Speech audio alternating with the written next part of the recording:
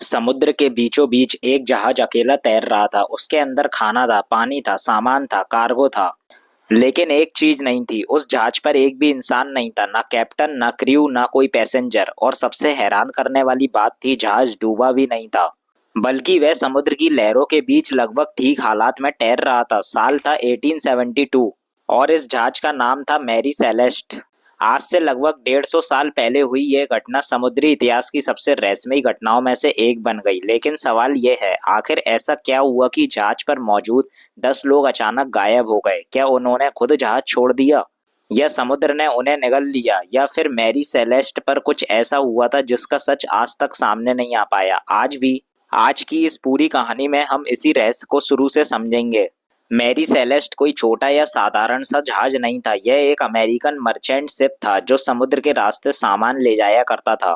नवंबर 1872 में इसका एक नया सफर शुरू हुआ। जहाज के कैप्टन थे बेंजामिन ब्रेक्स एक अनुभवी सेलर थे, और इस सफर में उनके साथ उनकी पत्नी सारा, उनकी छोटी बेटी सोफिया और क्रू के 7 अन्य सदस्य मौजूद थे। कुल मिलाकर 10 लोग थे। उनका डेस्टिनेशन था इटली का जियोना शहर। मैरी सेलेस्ट पर इंडस्ट्रियल अल्कोहल की बड़ी शिपमेंट भी लदी हुई थी। शुरुआत में सब कुछ सामान्य था, जहाज समुद्र में निकल गया। लेकिन इसके बाद जो हुआ उसने पूरी दुनिया को हैरान कर दिया। मैरी सेलेस्ट के लगभग एक हफ्ते बाद एक दूसरा जहाज भी उसी समुद्री रूट पर चल रहा था। उस जहाज का नाम था देई ग्राटिया। इसका कैप्टन था डेविड मोरहाउस। दिलचस्प बात यह थी कि मोरहाउस और मैरी सेलेस्ट के कैप्टन ब्रिक्स एक दूसरे को जानते थे, लेकिन मोरहाउस को बिल्कुल अंदाजा नहीं था कि समुद्र में उसे कुछ ऐसा दिखाई देने वाला है जिसे देखकर वह शायद जिंदगी भर नहीं भूल पाया। 4 दिसंबर 1872 को देई ग्राटिया के क्रू के समुद्र में एक जहाज देखा। दूर से सब कुछ सामान्य लग रहा था, लेकिन जहाज का मूवमेंट अजीब था। वह अपने रास्ते पर ठीक तरह से नहीं चल रहा था। क्रू ने संकेत देने की कोशिश की, कोई जवाब नहीं आया। उन्होंने फिर कोशिश की, फिर भी कोई जवाब नहीं आया। आखिरकार कुछ लोग मैरी सेलेस्ट पर चढ़े, और जैसे ही उन्होंने जहाज के अंदर कदम रखा, उन्हें कुछ ऐसा मिला जिसकी किसी ने कल्पना भी नहीं की थी। जहाज खाली था, पूरी तरह खाली। अब जरा इस सीन की कल्पना कीजिए, समुद्र के बीच एक जहाज जिस पर 10 लोग कुछ दिनों पहले मौजूद थे, लेकिन अब एक भी इंसान नहीं। फिर क्रू ने जहाज की तलाश शुरू की, और यहीं से मिस्ट्री और गहरी होने लगी। जहाज पर खाने पीने का सामान मौजूद था, काफी सप्लाईज भी थे। कपड़े और पर्सनल बिलोंगिंग्स भी बड़ी मात्रा में वहीं थे। कार्गो भी मौजूद था। मतलब ऐसा नहीं लग रहा था कि जहाज पर कोई बड़ा हमला हुआ था और लोग भागे थे। अगर पायरेट्स ने हमला किया होता तो सामान क्यों छोड़ गए? अगर कोई वायलेंट फाइट हुई और अगर कोई डिजास्टर हुआ होता तो पूरा क्रू एक साथ कहाँ चला गया? लेकिन सबसे बड़ा क्लू अभी बाकी था। लाइफ बोट्स गायब थी, यानी संभवतः मैरी सेलेस्ट पर मौजूद लोगों ने जहाज छोड़ा था। लेकिन क्यों?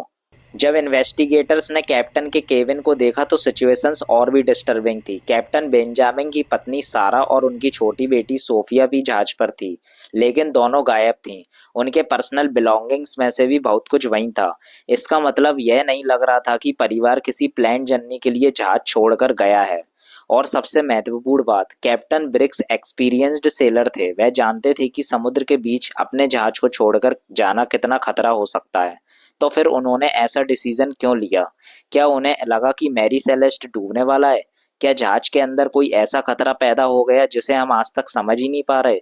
या फिर क्या कैप्टन को किसी ऐसी चीज का डर था जो जहाज के बाकी लोगों को भी महसूस हुआ?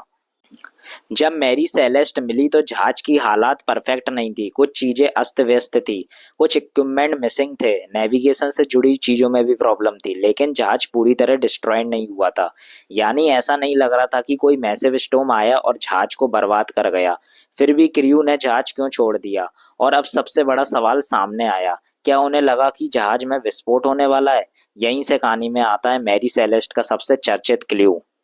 मैरी सेलेस्ट में इंडस्ट्रियल अल्कोहल के बैरल्स लदे हुए थे। बाद में इन्वेस्टिगेटर्स ने पाया कि कुछ बैरल्स लीक भी हुए थे।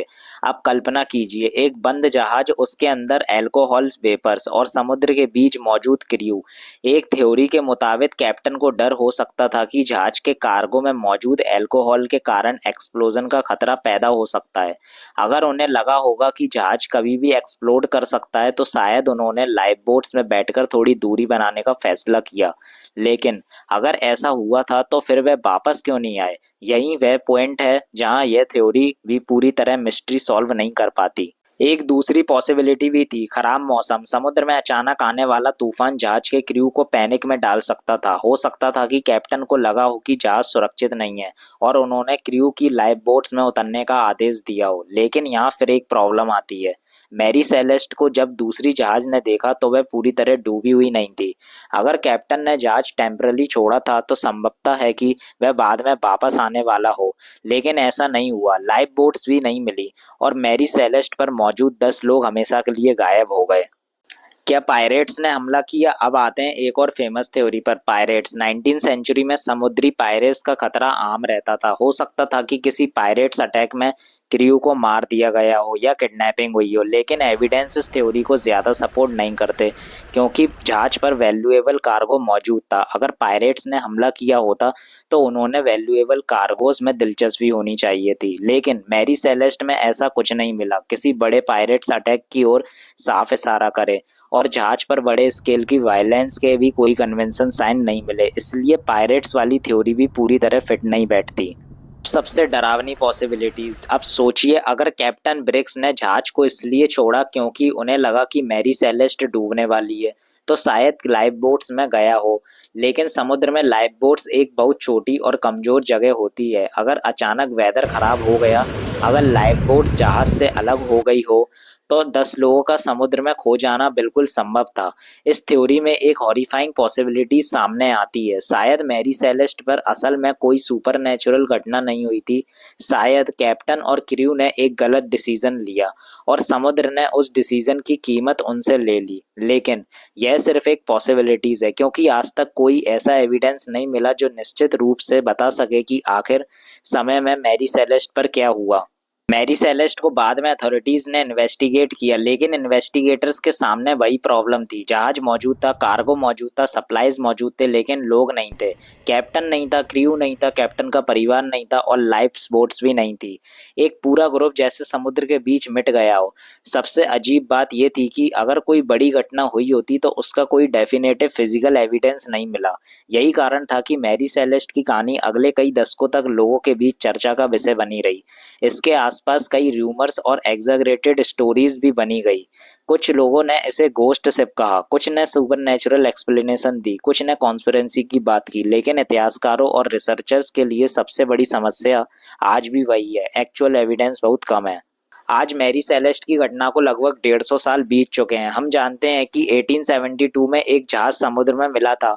हम जानते हैं कि उसके अंदर सामान मौजूद था। हम जानते हैं कि उसका क्रू और कैप्टन का परिवार गायब था और हम जानते हैं कि लाइफ बोट्स भी जहाज पर नहीं थी। लेकिन हम यह निश्चित रूप से नहीं जानते कि उन 10 लोगों के साथ आखिरी बार क्या हुआ था। क्या कैप्टन को लगा कि जहाज एक्सप्लोड होने वाला है? क्या अचानक मौसम ने सब कुछ बदल दिया? क्या लाइफ बोट समुद्र में बह गई या फिर कोई ऐसी घटना हुई जिसका कोई एविडेंस आज हमारे पास नहीं है? शायद मैरी सेलेस्ट का सबसे बड़ा रहस्य यही है कि हमारे पास एक जहाज है, उसकी पूरी कहानी का कुछ हिस्सा, लेकिन उसके आखिरी 10 इंसानों की कहानी का आखिरी चैप्टर हमेशा के लिए गायब है। और शायद यही वजह है मैरी सेलेस्ट आज भी समुद्र की सबसे रहस्यमयी कहानियों में से एक बनी हुई है। अगर आपको ऐसी ही रियल हिस्टोरिकली मिस्ट्रीज पसंद है तो चैनल को सब्सक्राइब कर लीजिए, क्योंकि अगली कहानी में हम ऐसी रहस्य की बात करेंगे जहां लोग गायब हुए लेकिन उनके पीछे छोड़े गए क्लूज ने मिस्ट्री को और भी ज्यादा उलझा दिया।